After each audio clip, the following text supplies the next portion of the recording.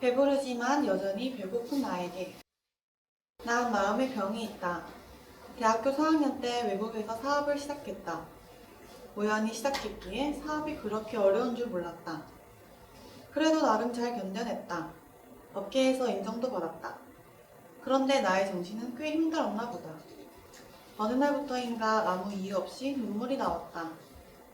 그때만 해도 감수성이 풍부해서 오는 건 줄 알았다. 재밌는 예능에서 누군가 영상편지를 쓰는 장면만 봐도 울었기 때문이다. 로맨틱 영화를 보면 거의 오열 수준이었다. 그래서 울음을 대수롭지 않게 생각했었다. 그러나 일이 많아지고 스트레스를 많이 받을수록 더 쉽게 눈물이 났다. 그때는 이렇게 생각했다. 아, 성공하기 참 힘들구나. 내가 지금 성공을 위한 눈물을 흘리고 있는 거야. 왠지 느낌 있지 않은가? 나름 그 눈물을 멋있게 여겼다. 그러나 이게 한두 번이 아니었다. 어느 시점부터는 일주일에 많으면 4번까지 울었다. 혹시 일주일에 4번을 울어봤는가? 절대로 정상적이지 않다. 내가 아무리 감수성이 풍부해도 4번을 울 정도는 아니다. 대체 왜 그런 것인가? 고민 끝에 부모님과 함께 한국에 있는 큰 병원을 찾았다. 피검사부터 시작해서 조직검사, 뇌검사, 내시경 등 가능한 모든 검사를 받았다. 그런데 지극히 정상이더라. 그럼 대체 뭐가 문제인가? 부모님은 나에게 정신검사를 권했다. 나보고 정신병원에 가자는 제안이었다. 지범아, 우리 한번 정신과에서 검사를 받아보자. 엄마 대체 무슨 말이야? 내가 무슨 정신병원에 가? 안 가. 아니야 지범아, 네가 정신과 검사를 어떻게 생각하는지 모르겠는데 지극히 정상적인 사람들도 가서 정신검사를 받아. 정신도 마치 육체와 같은 거라고 생각하면 돼. 육체에 상처가 나면 병원에 가듯이 정신도 상처를 입으면 병원에 가서 치료를 받아야 해. 참고로 우리 엄마는 보건소에서 30년 넘게 근무하신 계장님이시다. 뭔가 일리가 있다고 생각했다. 결국 창피한 마음으로 정신과 병동에 상담 접수를 했다. 이틀 동안 정신과 테스트와 전문적인 상담을 받았다. 그리고 안내 데스크에 계신 상담원 선생님께서 결과 나오는 날을 안내해 주셨다. 빈지범님, 이틀 뒤에 오세요. 내 의사 선생님께서 검사 결과를 알려주실 겁니다. 이틀 뒤가 됐다. 나와 부모님은 떨리는 마음으로 의사 선생님 방에 들어갔다. 지범씨, 결과가 나왔는데요. 지범씨는 현재 공황장애 및 강박증을 앓고 있습니다. 치료를 받아야 될 것 같습니다. 충격적이었다. 엄마는 옆에서 몰래 슬픔을 흐느끼고 계셨다. 아빠는 자기까지 울어버리면 아들인 나에게 미안해질 것 같아 울음을 억지로 참고 있는 듯한 얼굴이었다. 당사자인 나는 굉장히 얼떨떨했다. 내가 공황장애라니? 내가 이 병에 대해 알고 있는 건 연예인들이 많이 걸린다는 정도가 다였다. 의사 선생님은 나를 바라보며 한마디 하셨다. 지범씨, 마음을 좀 편하게 먹으세요. 이 말이 무슨 말인가? 마음을 편하게 먹으라니? 이해가 되지 않았다. 그리고 다음 상담일이 왔다. 의사 선생님께서는 그때와 똑같은 말씀을 하셨다. 지범씨, 마음을 좀 편하게 먹으세요. 그 이후로 정기적으로 수차례 상담을 받았다. 역시 같은 말을 하셨다. 어느 날, 이 말이 마음에 편안함을 주는 것을 먹으세요 라는 말로 해석되어 들렸다. 몸이 편안함을 느낄 수 있는 음식을 주듯 마음이 편안함을 느낄 수 있는 음식을 주라는 것처럼 말이다. 마음이 편해질 수 있는 것에는 뭐가 있을까? 이를 위해 좋은 호텔을 가야 하는가? 좋은 여행을 떠나야 하는가? 좋은 식당을 가야 하는가? 이것들을 하면 분명 육체는 편안해진다. 그러나 마음이 편안함을 느낄지는 글쎄 미지수다.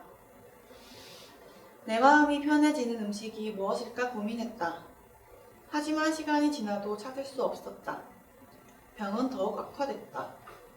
결국 나는 정신과 병동에 입원하게 됐다. 지금부터 시작되는 이야기는 실제로 내가 정신과 병동에서 4주간 경험한 일들이다. 실명 대신 가명을 쓰겠다. 우선 놀라운 사실부터 말하자면 전국에 꽤 규모가 있는 정신과 병동은 자리가 없어서 못 들어간다. 나 같은 경우에도 예약하고 약 2, 3주가 지나서야 겨우 입원할 수 있었다. 그만큼 대한민국에는 정신문제로 고통받는 사람이 너무 많다. 더 놀랐던 건 우리 사회에서 성공했다고 하는 사람들의 일부가 정신문제를 앓고 있었다. 그 중에는 소위 말해 이름만 대면 아는 회사 대표 또는 임원들도 있었다. 심지어 그 병원의 다른 부서 의사들도 치료 중이었다. 대한민국에 큰 영향력을 주고 있는 사람들이 정신적인 문제를 겪고 있었다. 이거 정말 큰 문제다. 나 역시 이들과 한 달간 함께 생활하면서 정신적 문제의 해결점을 찾기 위해 시간을 보냈다. 내 오른쪽 잘리 아저씨, 이명훈, 60대. 내 오른쪽에 있던 명훈이 아저씨는 굉장한 신사다. 병원 사람들에게 대하는 말투와 행동이 품위가 있었다. 그런데 사람들은 아저씨를 무서워하는 눈치였다. 처음 봤을 땐 그 이유를 몰랐다. 2, 3일 정도 함께 있다 보니 알게 되었다. 알고 보니 아저씨는 화를 잘 내셨다. 인간은 모두 화를 내지만 명훈이 아저씨가 화를 내는 포인트는 일반 사람들과는 달랐다. 예를 들어 이런 때다. 어느 아침이었다. 자신의 옆에 있는 곽티슈를 뽑으면서 갑자기 화를 냈다. 아 짜증나. 왜 이건 항상 2장씩 뽑히는 거야. 소리를 들은 담당 간호사와 주치의는 불이 나게 달려왔다. 곧 아저씨를 진정시켰다. 그 다음 날이었다. 아침 식사 시간이었다. 아저씨는 또 화를 냈다. 아 뜨거워. 이건 대체 언제 식는 거야. 소리를 들은 담당 간호사와 주치의는 또 불이 나게 달려왔다. 아저씨를 진정시켰다. 나로서는 전혀 이해가 되지 않았다. 그러던 어느 날 이보다 더 이해가 안 되는 사건이 터졌다. 잠시 화장실을 다녀오는 길이었다. 갑자기 탁구대가 있는 휴게실에서 큰 소리가 났다. 야, 너 뭐야? 이딴 식으로 칠 거야? 주치의와 간호사들이 그곳으로 뛰어갔다. 병실에 있는 사람들도 무슨 일인지 놀라서 모여들었다. 명훈이 아저씨가 다른 병실 아저씨와 함께 탁구를 치고 있던 모양이다. 명훈이 아저씨는 굉장히 화가 난 상태였다. 얼굴도 시뻘갰다. 그런데 다른 아저씨는 굉장히 당황스러운 얼굴이었다. 역시 담당 간호사와 주치의는 명훈이 아저씨를 또 진정시켰다. 아저씨는 곧 진정되었고 자리로 돌아왔다. 좀 전에 화난 표정은 온데간데없고 아주 평온한 표정이었다. 그리고 담당 주치의가 따라 들어왔고 주치의는 아저씨에게 침착한 말투로 물었다. 명훈님, 많이 힘드셨죠? 좀 전에 어디가 많이 불편하셨나요? 내가 이겨야 하는데 못 이기니까 순간 화가 났어요. 나를 가지고 노는 것 같은 느낌도 들었고요. 내가 미안합니다. 이번 일 이후로 의료진은 아저씨를 위한 특별 조치가 필요하다는 생각이 들었던 것 같다. 며칠 뒤 나무지팡이를 짚고 있는 어느 빅발의 할머님이 간호사의 부축으로 우리 병실 문 앞에 서 계셨다. 병동안을 2-3번 두리번거리며 누군가를 찾고 계셨다. 간호사는 할머님이 찾고 계시는 그 사람을 손으로 가리켰다. 저쪽입니다. 할머님은 결국 찾았다는 표정과 함께 빠른 걸음으로 뛰어가셨다. 그 걸음은 내 오른쪽 환자 앞에서 멈췄다. 도착할 때쯤 할머님의 축 처진 눈가에는 많은 눈물이 고여 있었다. 맞다. 할머님은 아저씨의 어머님이셨다. 88세이신 할머님은 60대 아저씨의 보호자로 병원에 불려오셨던 것이다. 어머니, 어떻게 여기에? 아유, 이놈아, 어머니한테 말을 해야지, 이놈아. 우리 아들, 불쌍한 우리 아들. 많이 아팠어, 그지? 우리 아들. 할머님은 아저씨 가슴에 얼굴을 묻은 채 우셨고 아저씨는 할머님의 등을 부여잡고 우셨다. 이 모습을 가만히 보고 있던 병실 사람들도 할머님을 부축해 주었던 간호사도 울었다. 도저히 슬픔을 감출 수도 멈출 수도 없었다. 우린 그렇게 울고 울었다. 명훈이 아저씨는 이름만 대면 다 아는 기업의 대표다. 굉장히 성공하셨다. 그러나 그게 문제였다. 아저씨의 이런 성질 때문에 주변 사람들도 아저씨를 서서히 떠나갔다.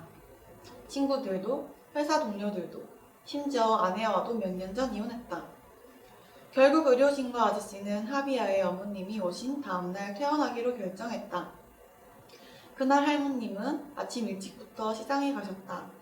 할머님이 보시기에 가장 좋다고 여겨졌던 노릇노릇 잘 구워진 공복빵과 달달한 요구르트를 큰 봉지에 담아 오셨다. 그리고 지팡이를 의지해 우리 병동을 포함한 앞병실, 옆병실, 그리고 모든 의사분들과 간호사분들께 정성껏 나누어 주셨다. 매일 아침 운동 친구 김연희, 37살. 다음은 37살 연희 누나다. 병원 앞 공원에서 운동을 하다가 연희 누나를 처음 만났다. 매일 아침 운동하는 시간이 같아서 친해지게 됐다. 외모는 후덕하고 밝으며 당찬 여성이었다. 어느 아침 공원 벤치에 앉아 진솔한 이야기를 나눴다. 누나는 사랑과 결혼에 대한 상처가 있었다. 이러한 상처를 얻게 된 데에는 나름의 사연이 있었다. 누나는 서울에서 잘 나가는 성형외과 의사다. 정말 열심히 공부하고 일해서 지금의 자리까지 왔다. 성형외과 의사가 되기 전까지는 사랑이 수치였을 정도였단다. 결국 자신이 그토록 바라던 성형외과 의사가 되고 점차 자리를 잡았다. 그리고 사치라고 생각했던 사랑이 누나에게도 찾아왔다. 병원 후임으로 들어온 의사와 사랑에 빠진 것이다. 심지어 연하였다. 그들은 정말 뜨겁게 사랑했다.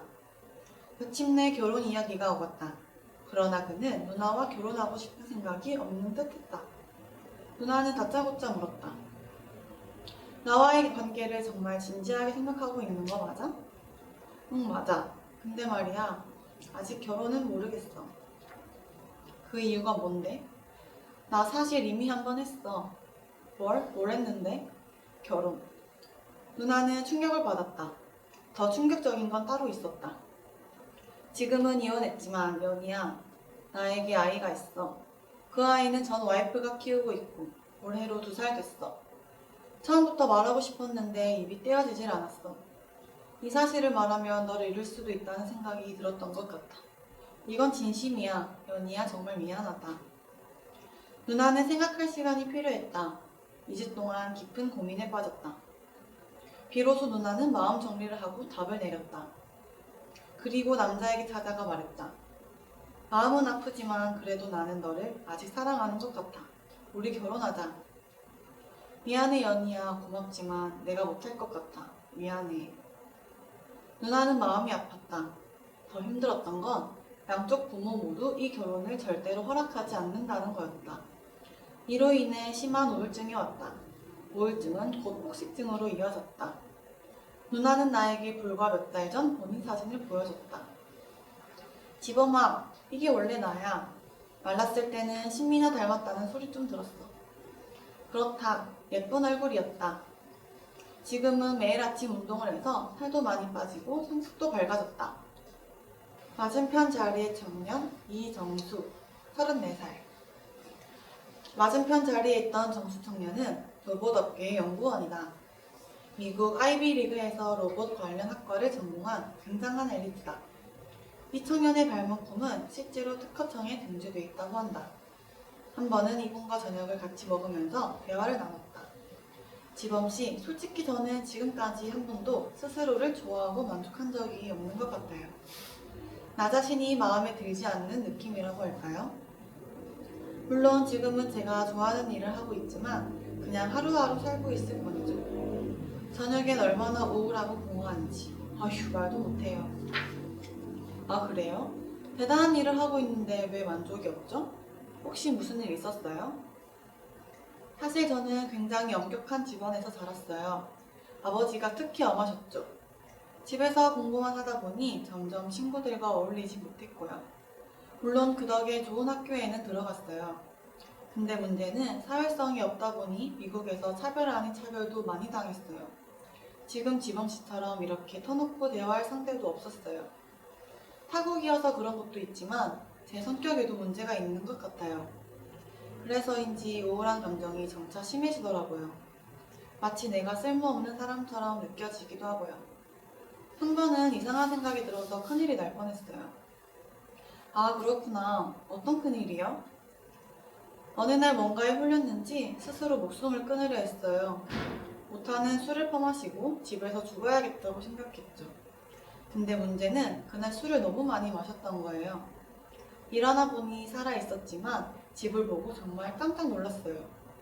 전혀 기억이 없는데 그날 저녁 제가 집안을 칼로 난도질 해놓았던 거예요. 커튼, 소파, 옷들은 완전 칼로 다 찢겨져 있었고 책상, 책장, TV는 깊게 칼자국이 나 있었죠. 지금은 이렇게 말하지만 저 정말 놀랐어요. 더 이상 스스로를 이렇게 놔두면 안 될 것 같아서 입원하게 되었어요. 내 눈에 정수 씨는 너무도 멋진 청년이었다. 사려 깊고 친절하고 똑똑하다. 그러나 안타깝게도 자신이 얼마나 멋진 사람인지를 잘 모르고 있는 듯했다. 아마도 주변 환경의 억압들로 영향을 받았던 것 같다. 무엇보다 안타까웠던 건 스스로를 쓸모없는 사람이라고 여기고 있었다는 것이다. 그리고 약 한 달이 흐르고 난 퇴원을 했다. 분홍색 벚꽃이 질 때쯤 휴대폰으로 한 통의 문자가 왔다. 정수 청년의 아버지라고 소개된 장문의 문자였다. 문자 내용은 나를 먹먹하게 만들었다. 정수 청년이 머나먼 여행을 떠났다는 내용이었다. 그 여행지는 너무 멀어서 다시 돌아올 수 없는 곳이었다. 정수 씨, 들리나요? 그곳에서는 부디 웃는 일만을 가득하길 바라요. 명훈 아저씨, 연희 누나, 정수 청년, 그리고 나는 서로 사연이 다르지만 공통점이 있다. 마음의 배를 채워줄 음식이 필요하다는 것이다. 대체 어떤 음식이 필요한 것인가? 이는 바로 위로라는 음식이었다. 그렇다면 위로라는 음식은 과연 누가 주는 것인가? 부모님? 엄마, 나 위로해줘. 얘가 나이 먹고 왜 이래? 뚱딴지 같지? 역시 부모님은 아니다. 위로는 무슨 스트레스만 치솟는다. 그렇다면 이성친구나 만들어야 하는가? 오빠, 나 요즘 일도 힘들고 뭐가 힘드네. 나 왜 그러지? 왜 그런지 말해줘? 네가 군기가 빠져서 그래. 좌우지간 여자들도 군대를 갔다 와야 돼. 오빠는 군대에 있을 때 말이야. 오빠도 아니다. 그렇다면 남편에게 위로를? 여보, 나 요즘 너무 힘드네. 계속 화가 나고 짜증만 나. 왜 그렇지? 당신 갱년기네, 갱년기. 그니까 내가 말했잖아, 운동 좀 하라고. 그리고 당신 요즘 살이 부쩍 찐 것 같더라. 나니까 이런 얘기 하는 거야. 나 완전 이상적인 거 알지? 그럼 아내는 내가 이제 새로운 오빠가 필요하구나 라는 생각을 하게 된다. 솔직히 말해서 위로란 남에게만 받는 것이라고 생각했다. 나보다 나이가 많거나 사회적으로 지위가 높은 사람에게 말이다. 예를 들어 누런 조명 아래서 따뜻한 아메리카노를 마시며 괜히 어깨나 머리를 쓰담쓰담 받으며 깊은 위로일 것이라 여겼다. 그러나 어느 날부터 이 생각이 틀릴 수도 있다는 마음이 들었다. 아마도 병원 이후에 그 생각이 더 뚜렷해진 것 같다. 병원에서 단 하루도 거르지 않았던 게 세 가지가 있다. 선포 및 꿈꾸는 시간, 요가, 호흡이다. 이 일들을 하는 진짜 이유는 나를 만나기 위함이다. 단순히 나를 만나고 끝나는 건가? 아니다. 그럼 무엇을 하는 것인가? 빠른 이해를 위해 실제로 내가 실행하고 있는 과정을 유출하겠다. 난 아침에 눈 뜨자마자 선포 및 꿈꾸는 시간을 갖는다. 이부자리에 앉아 허리를 곧게 펴고 눈을 지그시 감는다. 물론 휴대폰은 자기를 봐달라고 알림 소리를 울려댄다. 그러나 이 시간만큼은 무시한다. 나에게 10분, 15분간 선포하며 꿈꾸는 이 아침 시간은 내 삶의 중요한 부분을 차지하기 때문이다. 어쨌든 방식은 간단하다. 성취하고 싶은 것들과 우려하는 것들, 그리고 위로받고 싶은 것들을 상상하며 선포한다. 아주 구체적으로 말이다. 여기서 중요한 포인트는 머리와 몸 전체를 두 손으로 쓱쓱 쓰다듬으며 말하는 것이다. 이는 머리와 몸의 선포 내용과 상상하는 내용을 각인한다는 다짐이다. 집엄마, 너는 오늘 오후 2시에 학부모님들과의 미팅에서 교육 방향을 논할 때 자신 있게 이야기한다. 제스처는 당당하다. 너의 눈빛은 살아있다. 많은 사람들이 앞에 있어도 너는 여유가 있다. 이런 너의 모습은 너무도 멋있다. 너는 잘하고 있다. 너는 소중한 사람이다. 너는 대단하다. 쉽게 말해 내가 꿈꾸는 이상적인 모습을 구체적으로 상상한다. 그 상상을 말로 풀어내어 머리와 몸을 쓰다듬으며 주입시킨다. 쓱쓱. 또 마음속의 염려와 아픈 감정은 타인에게 듣고 싶은 위로의 말로 스스로에게 전한다. 이때도 머리와 몸을 쓰다듬어야 한다. 쓱쓱. 하루는 아버지가 이런 이상 행동을 몰래 촬영하셨다. 그때 처음 나의 모습을 보았는데 아주 가관이었다. 변태도 이런 농도 높은 변태가 없었다. 마치 예정결핍에 걸린 사람처럼 나의 몸을 만지고 있었다. 그리고 표정은 어찌 그리 해맑은지 이미 세상을 다 이룬 듯한 얼굴이었다. 어쩌면 내 마음의 배를 채울 수 있는 음식이 바로 이런 음식이 아니었을까? 부모님도, 이성친구도, 배우자도, 직장 상사도, 회사 동료도 아닌 나를 너무 잘 아는 내가 나에게 주는 진실된 격려와 칭찬, 그리고 꿈이라는 위로의 음식 말이다. 아침 식사는 걸러도 이 시간은 절대 거르지 않았다. 그리고 병은 서서히 치유되기 시작했다. 유명한 뇌과학자 조지프 루드는 이런 말을 한다. 좋은 생각을 하면 좋은 행동을 하고 나쁜 생각을 하면 나쁜 행동을 한다. 뇌의 신경세포와 신경세포 말단에 시냅스가 달려있기 때문이다. 우리 몸 안에 약 2~3%밖에 안 되는 신경세포들은 내가 생각하고 있는 내용들을 저장한다. 그리고 시냅스는 다른 신경세포들과 서로 연결하여 인간을 행동하게 만든다. 쉽게 말해, 내가 우유를 마셔야겠다 생각하고 우유를 꺼내 먹을 수 있는 이유는 신경세포와 시냅스 때문이다. 그럼 만약 나는 우울하고 능력이 없다고 생각하면 어떻게 될까? 평생 우울하고 능력 없는 일만 하게 된다.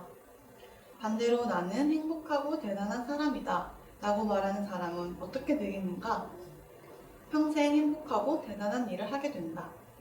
즉, 내가 아침마다 머리와 몸을 변태처럼 구석구석 쓱쓱 만지며 해줬던 말이 신경세포에 저장되었던 것이다. 그리고 시냅스를 통해 무의식적으로 행복하고 대단한 일만 찾았던 것이다. 이게 바로 내 병이 치유된 과학적인 이유다. 그러나 문제가 생겼다. 주변을 돌아보니 정말 많은 사람들이 정신적인 문제를 겪고 있다는 것이다. 그러다 어느 날 오히려 병원 안에 있는 환자가 진짜 환자가 아닐 수도 있다는 생각이 들었다. 이게 무슨 말인가? 병원 안에 있는 사람들은 적어도 자신의 병명을 알고 있으며 이를 능동적으로 치료하려는 사람이다. 그럼 누가 진짜 환자인가? 마음의 병이 있는데 자신의 병명도 치료 방법도 심지어 치료하고 싶은 마음조차도 없는 병원 밖의 사람들이 아닐까? 육체적인 음식은 먹지만 정신적인 음식은 전혀 먹지 않는 병원 밖의 사람들 말이다. 각자의 마음이 선호하는 음식이 있다. 나의 경우는 아침에 손포와 상상 약 15분, 요가 10분, 호흡 5분으로 택했다. 1년 365일 중 360일은 요리를 해주고 있다. 비로소 이런 걸로 솔직하게 얘기하는 것을 보면 내 마음의 배가 조금 부른가 보다. 배부르지만 여전히 배고픈 그대에게 말하고 싶다. 마음을 좀 편하게 먹으세요.